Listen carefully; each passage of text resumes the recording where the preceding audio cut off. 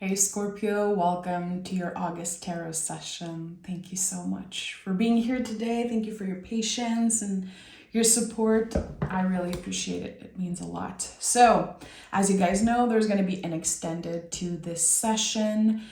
It's not just me clarifying, it's a second reading completely, and you can find it through the link pinned in the comments or the first link in the description box. I invite you to join me over on Patreon. There's an option to subscribe for free. There's an option to pay a monthly price and, of course, get all the extended and the videos.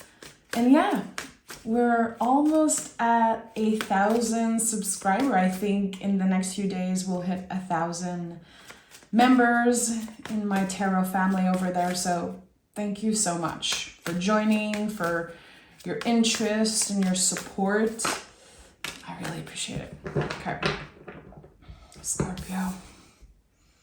Queen of Wands is your card, your general energy for August.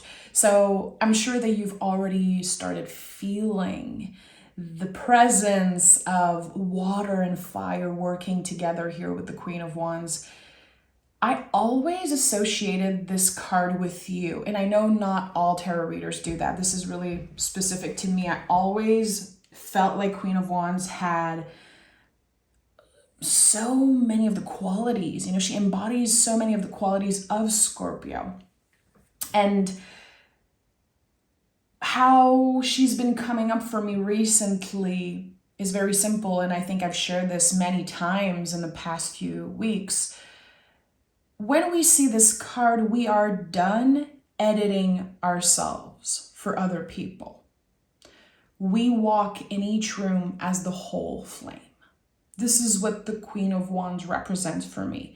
And sometimes it can come through the King of Wands or the Knight of Wands, of course, but there is something here about nurturing our fire, since the queens are about nurturing. They nurture the element they are holding. So nurturing your own fire makes sense. We are still in Leo season. Leo is connected to the heart. It's connected to the sun. So there's this very powerful fire energy. It's fixed fire. So we really go back to the things we were always passionate about. Sometimes we revisit something, or we are revisited by energies that feel like we've known them forever. So I don't know what you're attracting here. This is going to be different for each and every one of you. And of course, the session is going to tell us more about that. But you're attracting something. It's already on the way. This is the Witch of the Tarot. She's water and fire. So think about it like a giant cauldron. Something is already brewing here. It's already on the way. It requires patience and intention, presence. But I always hear like it's coming, it's already on the way whenever I see this card. And we have the Empress. Yeah, it makes sense. So you are in a receptive state right now, which is absolutely beautiful.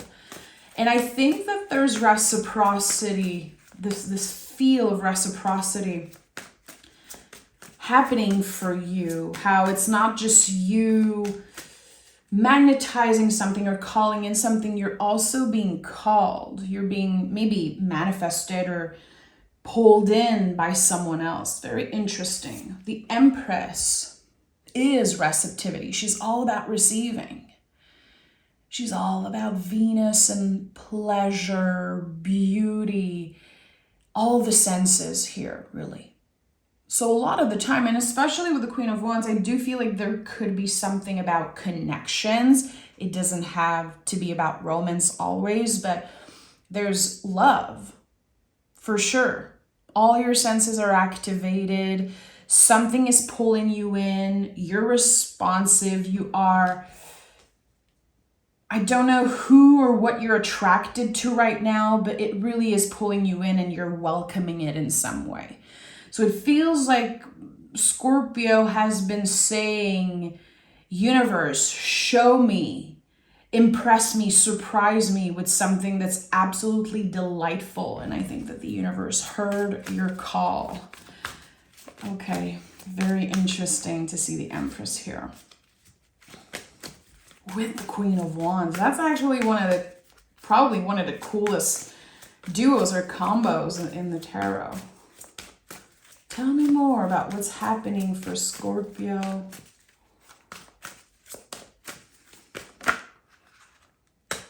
Four of Swords.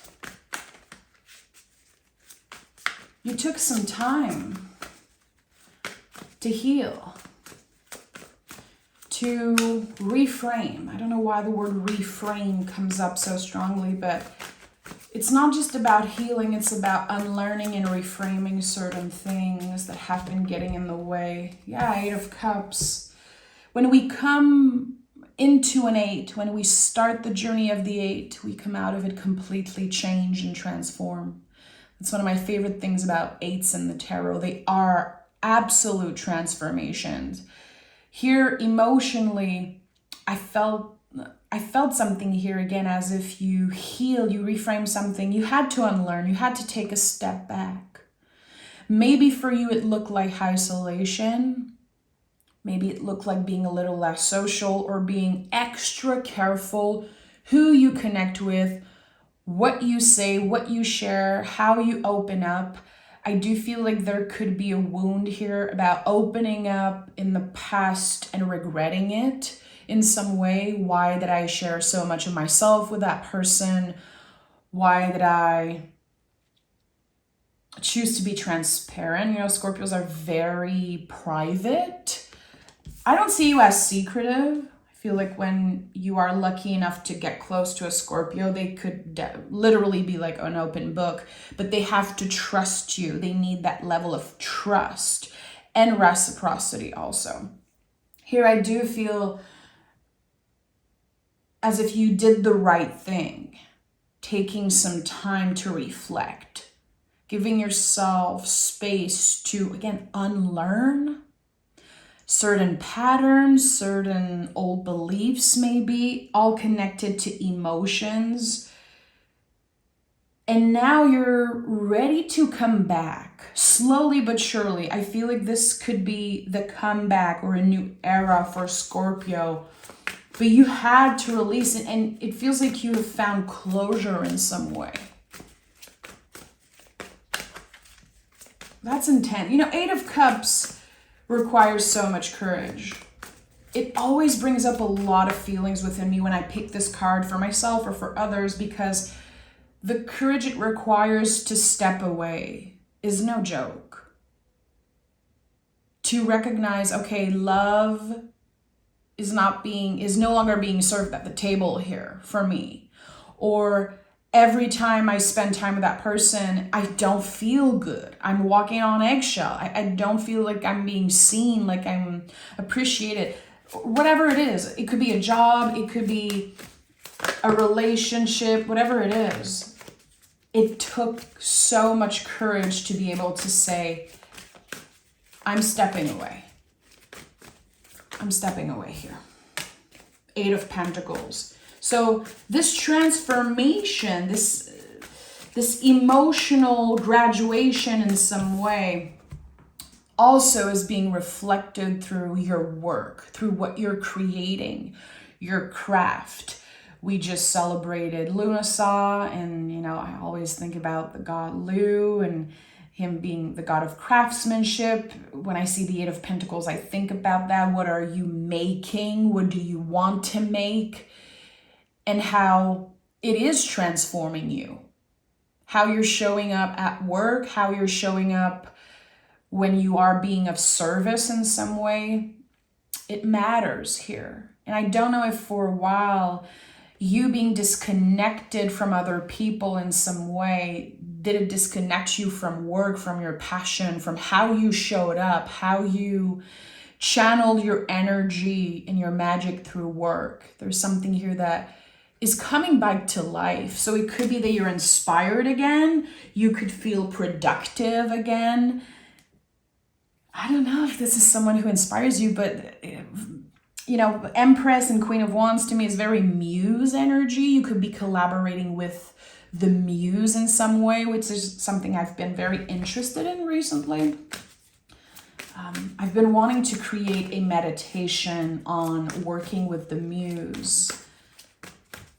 And I completely forgot about it. It's just coming back now. And I received a lot of requests after sharing that thought. So I'm going to write this down after and make sure I see what comes up. Chariot, confirming this energetic graduation for you. You've outgrown the way you've been doing things, which is okay. And maybe you got very comfortable in a certain routine. You are a fixed sign after all, and I get that. I'm all fixed. My sun, moon, rising, all fixed. I get that. We can get very comfortable, but when we know it's time to change, we can change overnight.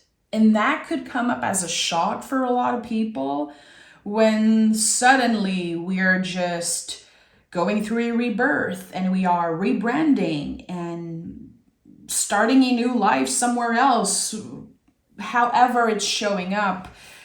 I think that you had the courage to leave behind something that no longer fit you. Again, very emotional. This is Cancer energy. This is connected to the moon. So when I think about the moon, I think about emotions. And the word emotions for me, it feels like in motions. It's constantly changing, just like the moon. So you're embracing change, really. I think it's time. Fear is not in the driver's seat here of this elevation, this transformation. Fear is not driving you. It really is happening because, yes, the timing is right, and because you've been so careful with that move. You took your time. And Scorpios, fixed signs, and I think you share that with a lot of earth signs also. You prioritize authenticity whenever you want to create something, make a move or change. And when we prioritize authenticity, it can slow us down. So I feel like things could have moved very slow for you in the past. Since the beginning of the year, I do feel like you could have felt stuck.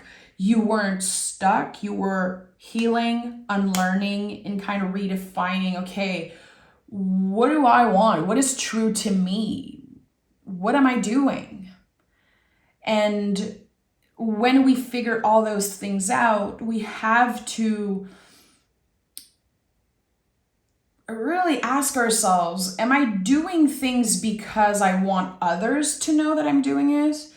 And even when it comes to consumption, like, am I buying this thing because I really want it or because I want other people to see and to know that I bought it? Am I sharing this thing online because I want people to know, or is it because I'm really trying to open up? I feel like you had to figure out and go back to your intentions, to the meaning of everything that you did. And your search for meaning, Scorpio, is the search for your own higher self. As if you got face to face with your higher self in some way, which is a weird way to say that, but this is how it's coming up. Your search for meaning is the search of your higher self. And I think that some things are becoming clearer in August when it comes to goals, how you want to work, how you want to make money, how you want to feel. Scorpio, what is at the heart of this reading? Scorpio. Okay. So we have the World and the Fool. Are you serious? Did you see the World and the Fool fly out of the deck? This is the most permanent change in the tarot, the ultimate graduation, and the Fool is a new chapter. Nothing screams new era more than those two cards coming up next to each other, because most of us know this is the last card of the major arcana. And this is the first. The Fool is the soul of the tarot. The whole tarot is the story of the Fool. And they are so connected in so many ways. To me, the World, again, is the most permanent change in the tarot. We are never looking back when we go through that door. It's connected to the fixed sign, so you are included in that energy. I really feel that the fixed signs, when they experience the World card, it's even more significant than any other sign because we are part of this energy. This is when we have been stuck. We have been going through the underworld and deaths and rebirths, and we are finally letting go and moving on from something that we've been, again, kind of stuck into. So I'm obsessed. I am so obsessed with the World and the Fool card together. It's so exciting for me to see this. And as a Scorpio rising, I'm like, thank you to my guides, to the tarot gods, all the goddesses. It's interesting how the cards are wanting to confirm something to you. First of all, notice how many major cards came through already. This to me means that this is a significant month, a month that you'll remember. Major cards equal major events. And the minor cards can be very deep also, but to me, they connect more to the day-to-day. So, the World is an ending. The Fool is the liminal space. The Fool is the space between the World and the Magician. Our perception when we are in Fool energy is that nothing's happening. This is when you know. When you are hanging out in that in-between time. And so much is happening. It's not obvious, but so much is happening. If we are asking the right questions, if we are curious, really, the sky is the limit here. So with the Fool, we go back to who we were always supposed to be. This is the egg. It's you before you were even born. You before the social construct and the rules that were created for you. And the family and I know beliefs are very different here. I don't necessarily believe that we choose the family we were born in. I know that a lot of people do. But the family, the caretaker that you chose or did not choose. But this is going back to pure authenticity. Finding our own signature when it comes to what we do, what we offer, how we are of service, how we show up in our relationships also. This is so much about healing for you. Healing is never over. It also sometimes feels weird for me as a reader to talk about healing because I don't believe we should force people into a healing. I feel like it's a very touchy subject for many different reasons. You know, I don't want people to get invested in my own healing journey. It is so personal. Again, I'm a Scorpio rising. I'm a very private person. What my healing journey is none of your business, clearly. And your own journey of healing is none of my business. But I have to acknowledge here again how something changed eternally, and it does feel like one of the chapter of your story has gone through a lot of healing, processing, unlearning, and reframing. It's not that you're looking back at trauma or at the past and you're like, oh, it was all meant to be. No, we're not bypassing, we're not sugarcoating here, but we are able to alchemize certain energies. Remember, the Queen of Wands is the witch. She's an alchemist. She's a magician. She's a master at attracting whatever it is that she wants and desire most. which I think this is something that you are doing right now. Attracting some of your deepest desires. Okay, Hierophant, interesting. So there's a connection here. Clearly, Hierophant is connected to change because it is number 5. It is, in my opinion, probably the most powerful card in the whole tarot because it's the connection to the divine.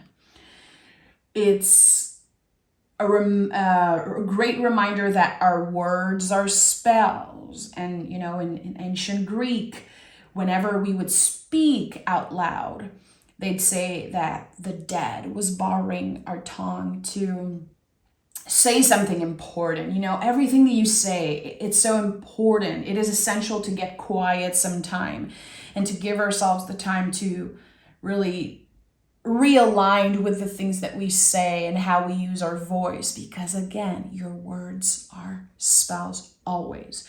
So Hierophant has this connection to the throat chakra. It has this connection to the divine, to the universe.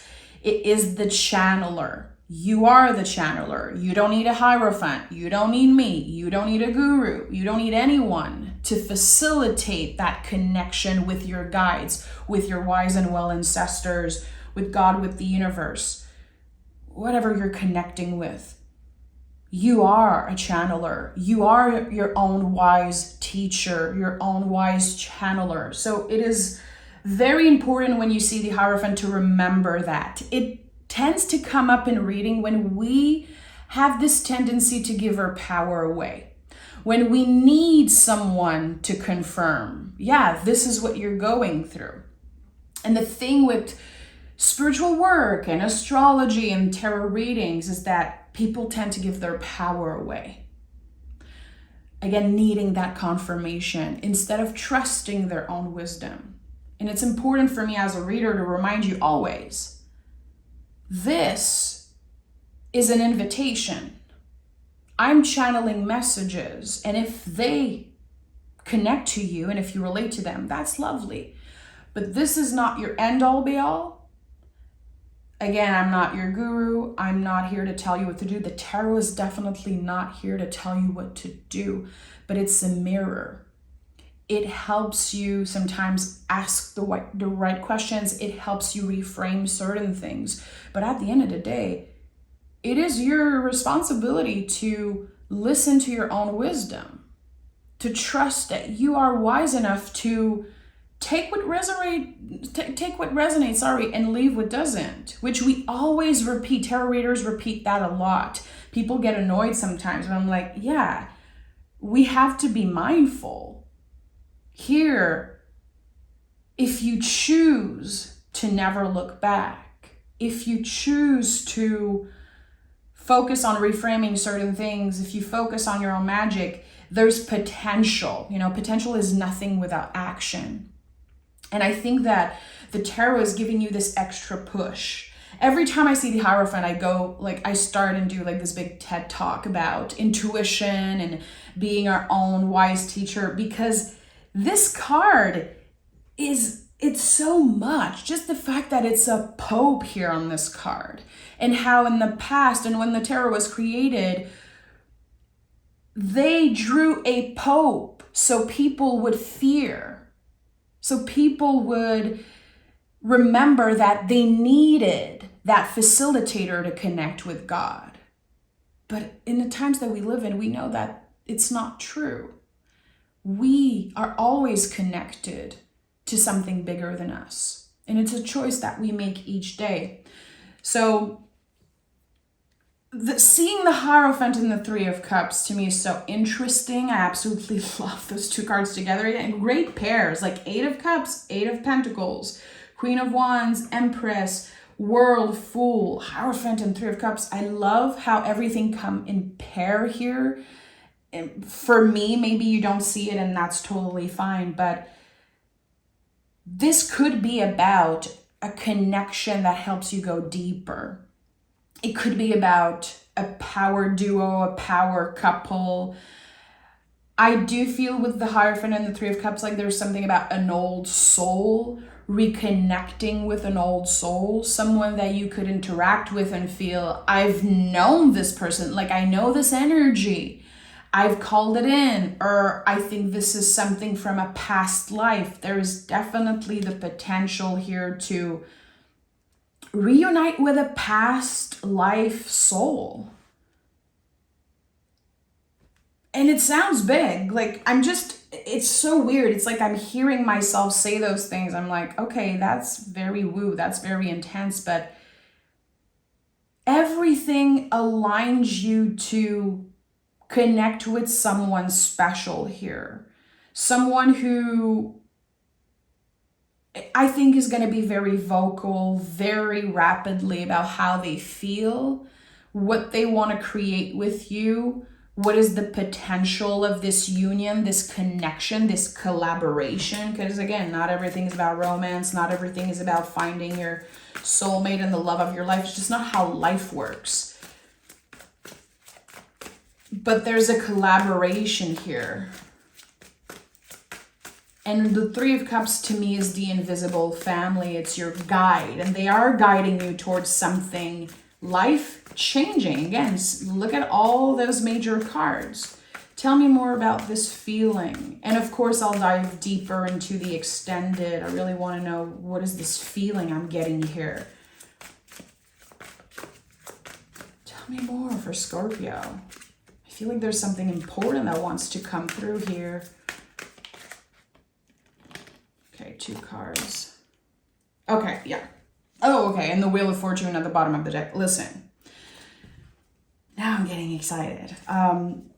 The Justice card is another Venus card. It attracts so much because we have given up. We have broken up with the need to make people pay for what they've done. To me, this is so much about letting go and saying, I want everything to be for the greater good of everyone involved.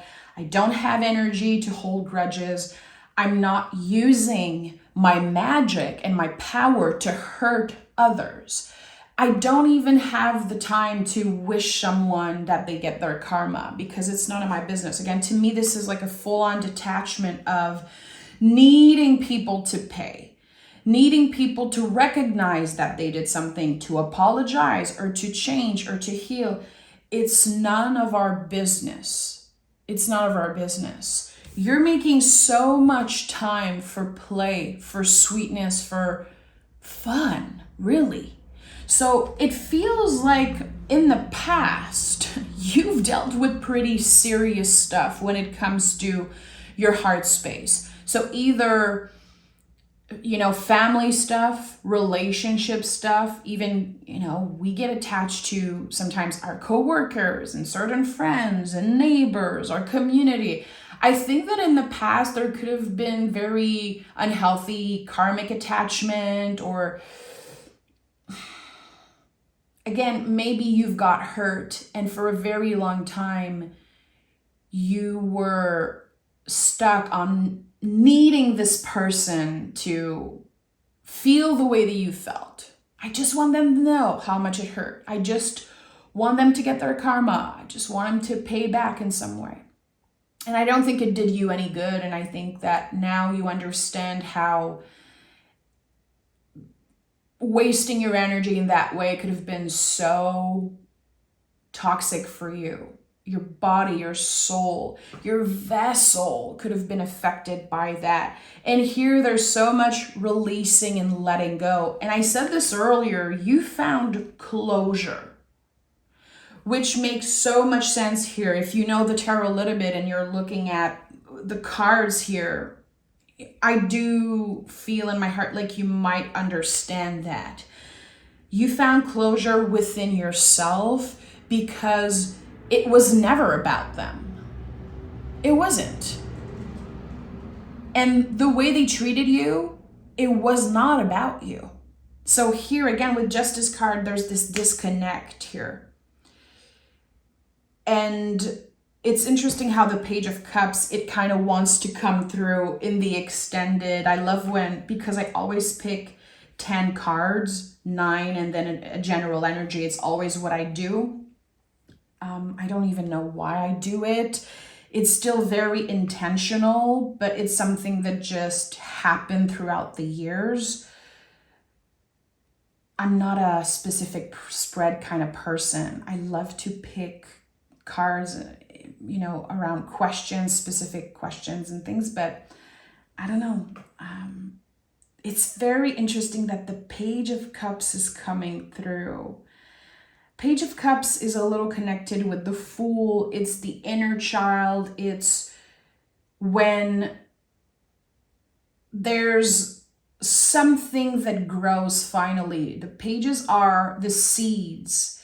The seed exists. It's not just the spark like the ace. You're really holding the ace. You've encountered the ace. You started collaborating with it. It did not grow yet. It will start growing in the night energy. We have like movement. And then in the Queen, we nurture. And in the King, we're the full ground tree. So you're receiving an Ace of Cups in some way. The Ace of Cups is divine. It's destined. It is you reconnecting with spirit, connecting with the divine in some way. And you're starting to trust again, to open up again. And I do feel it's connected to, I don't know why I'm seeing it that way. In the Eight of Cups, you had to leave behind certain cups, but you specifically, very carefully kept some cup aside. It's like there's something that already exists. It's either from a past life, it's either from your past here in this lifetime, but you're revisiting it. It's revisiting you. There's this reciprocity here, which I'm very curious about. So we're going to pick more cards in the extended around this old soul connection. And I also want to know what you could be creating, what you're building, because there's something about building either a legacy or really figuring out in some way, getting some nudges from the universe of what you're meant to create in this lifetime. Let me pick an oracle card for you, Scorpio. Scorpio.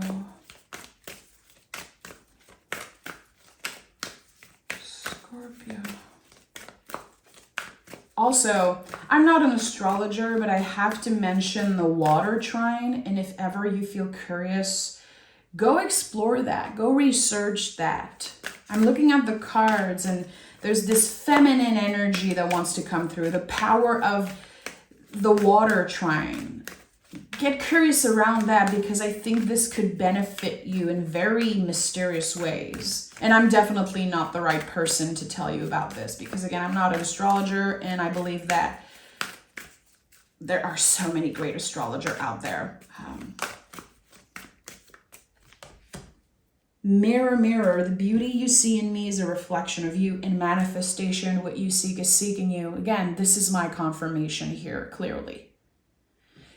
Whatever you've been seeking, it is also seeking you.